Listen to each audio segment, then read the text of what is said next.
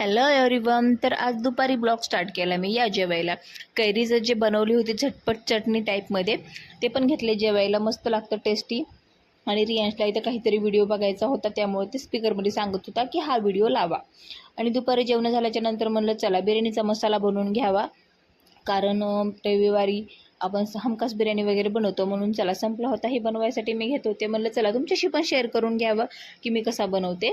झटपट पॅकेटमध्ये जेवढी क्वांटिटी येत नाही ना, त्याच्यापेक्षा एवढ्या मसाल्यामध्ये खूप जास्त क्वांटिटी होते. मला 15 दिवस तरी हा जातो, एक एक चमचा जरी टाकला तरी पण.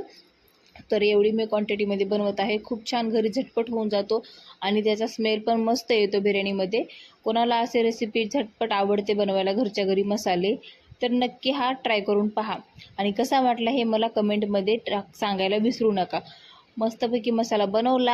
आईस्क्रीमचे छान असे क्यूट पॅकेट होते याच्यामध्ये. या बॉक्समध्ये मी भरून ठेवला. खूप मस्त बॉक्स आहेत, भरपूर काही ठेवता येतं याच्यामध्ये, छोट्या छोट्या वस्तू ज्या असतात आपल्या किचनमधल्या. आणि त्याच्यानंतर जयंतीचे जे झाले होते कार्यक्रम, त्याच्यामध्ये ऋषभचा फर्स्ट नंबर आला होता, त्याच्यामुळे त्याला एक बॉटल भेटली बक्षीस म्हणून. आणि त्यांची क्रिकेट टीम होती, त्यांच्यासाठी पण एक एक कलर पेन्सिलचा बॉक्स होता, ते पण भेटले 5 जणांना. तर असं काही भेटलं तर मुलांना आणखीन इच्छा होती की काहीतरी इंटरेस्टनी करायची. चला भेटू उद्याच्या ब्लॉगमध्ये. आजच्या ब्लॉगमध्ये एवढंच. Bye bye. लाईक करा, शेअर करा.